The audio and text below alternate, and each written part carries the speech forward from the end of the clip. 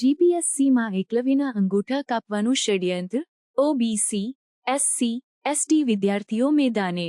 માનનીય ભરતભાઈએ વાત કરી એ પ્રમાણે ગુજરાતની અંદર એક સુઆયોજિત ષડયંત્રના ભાગરૂપે એક પ્રકારનું કાવતરું ઘડી જીપીએસસીની મૌખિક પરીક્ષાઓ, જીપીએસસીની એક્ઝામમાં લેખિતમાં ખૂબ સારા ગુણ લાવનારા વિદ્યાર્થીઓને મૌખિકમાં કઈ રીતે પાડી દેવા, એનું આખું ગુજરાતની ભાજપ સરકારે નાગપુરથી વિચારધારા પ્રેરિત હોવાના કારણે એક ષડયંત્ર હાથ ધર્યું છે।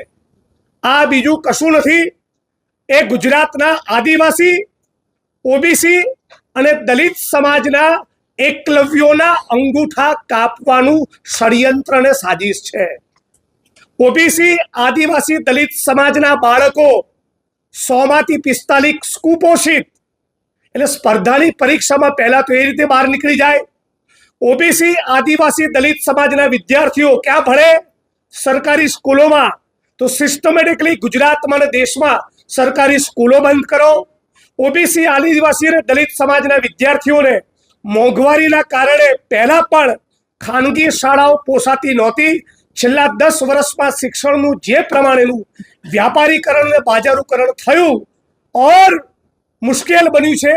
આદિવાસી, દલિત, ઓબીસી સમાજના વિદ્યાર્થીઓ ભૂલથી પણ પ્રાઇવેટ સ્કૂલોમાં ભણી શકતા નથી।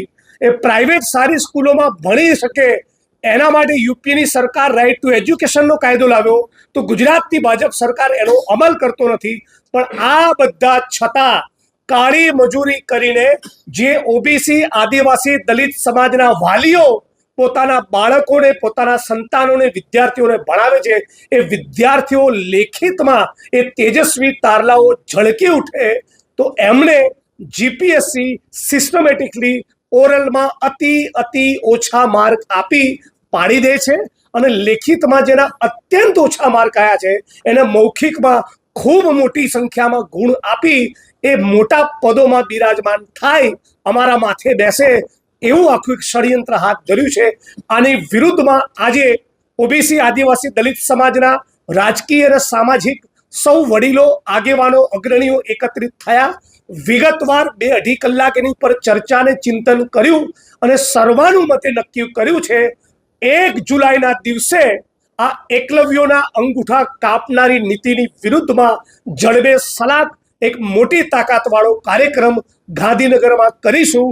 બને તો જીપીએસસીની કચેરીને તાળું મારવાનો પણ કોલ આપીશું, પણ હવે ગુજરાતમાં અમે એકલવ્યોના અંગૂઠા કાપવા દેવાના નથી।